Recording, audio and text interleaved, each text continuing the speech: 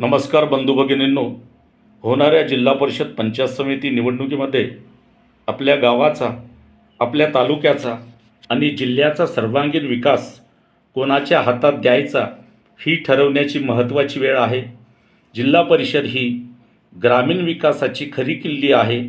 पाणी, रस्ते, आरोग्य, शिक्षण, शेती, रोजगार यासारख्या मूलभूत प्रश्नांशी थेट जोडलेली ही संस्था आहे. महाराष्ट्र बेरोजगार निराधार मानव समितीने नेहमीच ग्रामीण भागाला केंद्रस्थानी ठेवून काम केलेलं आहे. शेतकऱ्यांच्या प्रश्नांपासून महिलांच्या सक्षमीकरणापर्यंत, तरुणांच्या बेरोजगारापासून ज्येष्ठांच्या सन्मानापर्यंत आणि विकासाचा तसेच बेरोजगारांचा प्रत्येक मुद्दा आम्ही गांभीर्याने हाताळलेला आहे. दिलेला शब्द पाळणे ही माझी ओळख आहे.